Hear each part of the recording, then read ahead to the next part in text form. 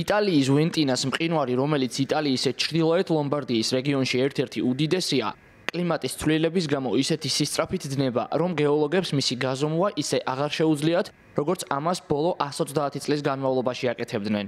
წლევანდელი ცხელი ზაფხულის შემდეგ გეოლოგებმა აღმოაჩინეს, რომ ის ძელები, რომლებსაც ისინი ყოველწლიურად მყინვარის გასაზომად იყენებდნენ, ახლა ქვების ქვეშაა დამარხული.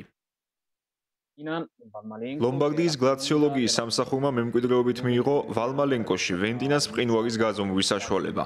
წელს ვერ ვიპოვეთ 2022-2023 წლებში დამონტაჟებული საზომი წერტილი, რადგან მყინვარის ენის წინ მთელი ტერიტორია ჩამოინგრა.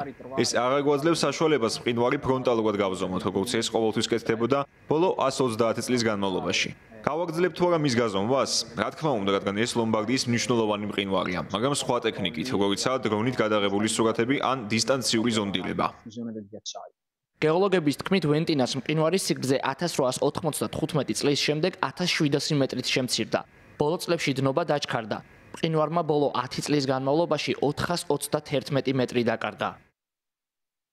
თავარი პრობლემა ის შემცირებაა, რომელიც ბოლო 30 წლის განმავლობაში და განსაკუთრებით ბოლო 10 წლის განმავლობაში მოხდა, როდესაც მყინვარმა ხაზოვანი თვალსაზრისით 400 მეტრზე მეტი დაკარგა, რაც დაახლოებით ერთმანეთის მიყოლებით განლაგებული 4 საფეხბურთო მოედნის ეკვივალენტურია.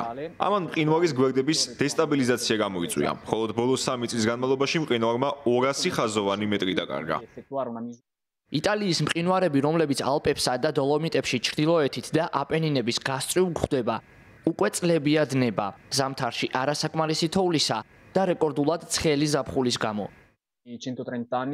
თუ ჩვენ არ მივიღებთ ზომებს ატმოსფეროში მავნე ნივთიერებების გამოყოფის შესამცირებლად, რაც პირდაპირ კავშირშია გლობალურ დათბობასთან, მივიღებთ იმ შედეგს, რომ საუკუნის ბოლოსთვის ლომბარდიასა და ზოგადად ალპებში მყინვარების მოცულობის 90% გაქრება.